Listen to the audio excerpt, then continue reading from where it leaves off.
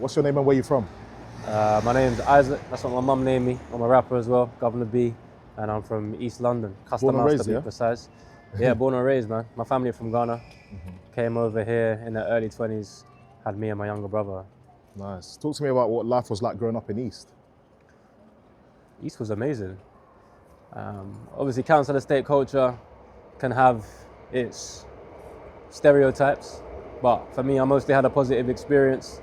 I think because there were so many different people from different backgrounds, Africans, Caribbeans, working class British people, South Americans, it's almost as though our differences made us realize we were all quite similar. So that kind of brought us together. Yeah.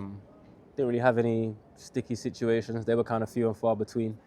But I had mostly like a positive experience. How would you describe the environment at home? It was a loving environment, but I think just because of the responsibilities that my parents had, keeping a roof over our head, keeping food on the table, they worked quite a lot.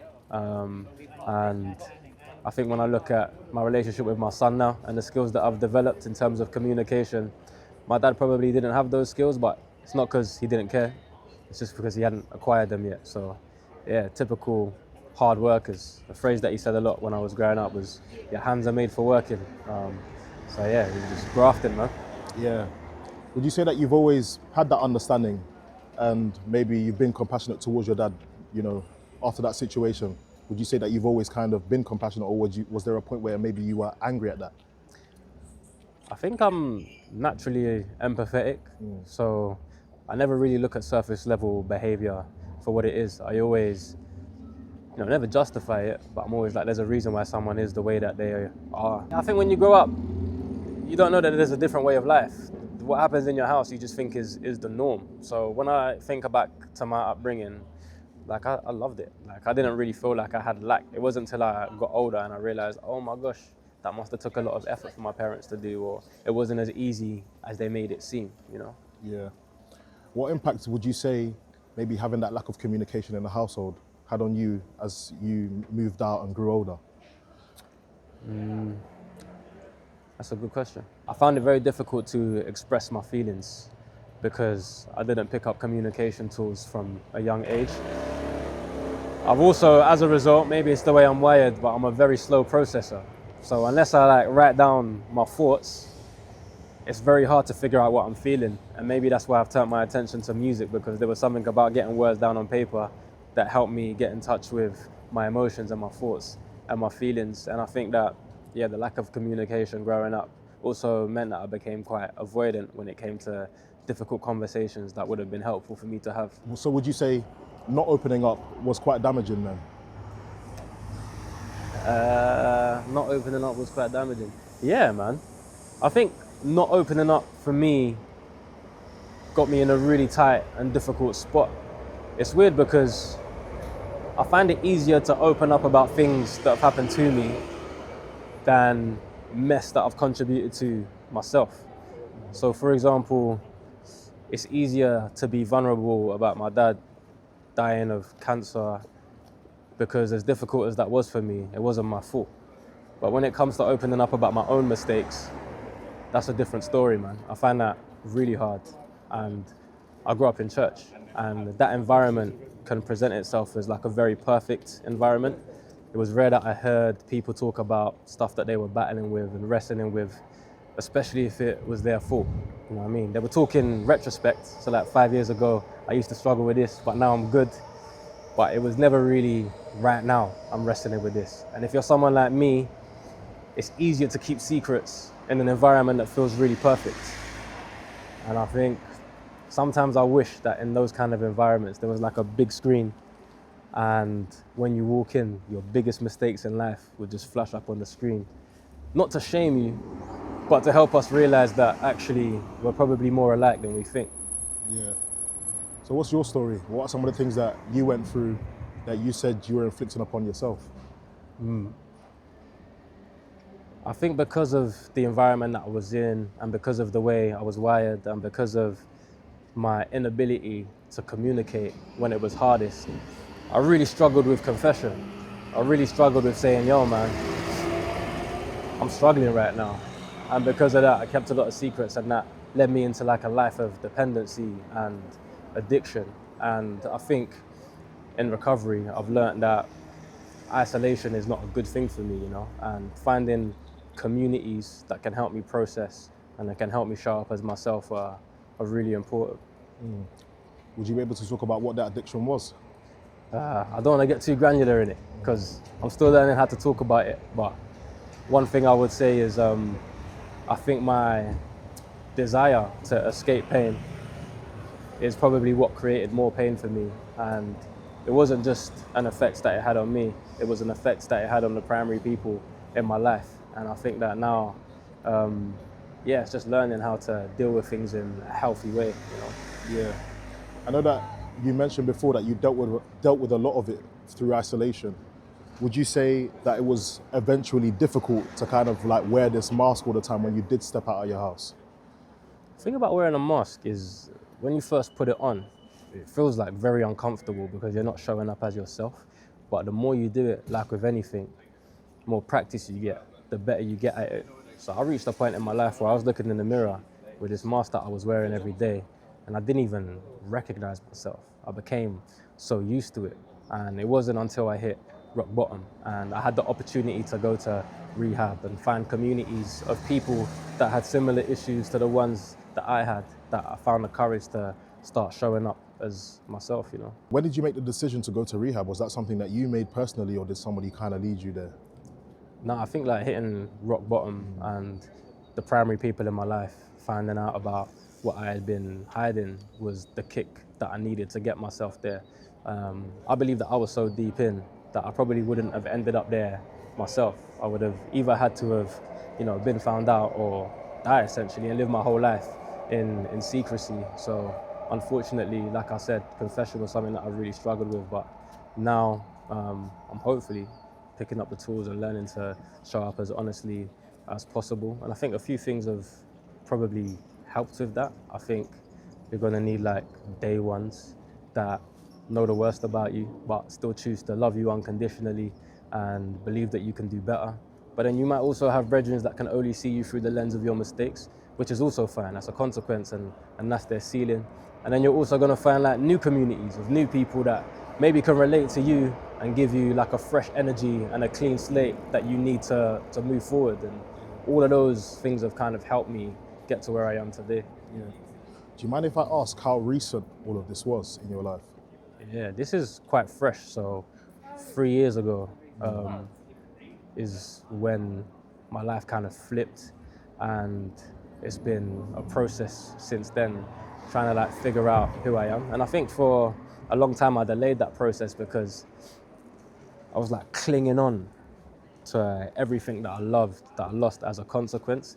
But I think sometimes you've just got to like reimagine life, and you might not get like your mojo back, like my brethren said the other day, in the same way that you've always had it. You're gonna have to find something new.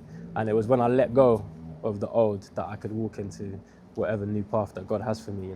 Talk to me a little bit more about the healing process, and would you say that you're still healing now? I think healing's a lifelong process if you're someone like me, which takes a while to like recalibrate my brain to, because I've always felt you go through something, you pick up a skill, you fix up, then you live happily ever after. But I'm learning that healing is a daily decision, and I can just take 24 hours at a time. I think the hardest thing is just in the world that we're living in, holding two things at the same time. You got accountability on one hand, you got redemption on the other. They're two sides of the same coin. And I think that accountability these days, when we talk about it, I think what we really mean is that we want someone to like suffer the consequences of their actions for the rest of their lives. And when we talk about redemption, we think maybe someone doesn't have to face any consequences whatsoever. But I think the truth lies somewhere in the middle. And I think there has to be an opportunity for growth alongside any consequences that I have to face, and that's what I'm focused on. So I think it's a lifelong journey, which used to scare me, but I just try and I don't let how far I have to go distract me from how far I've already come. What would you say are some of the hardest things about overcoming addiction? I think confusing guilt and shame.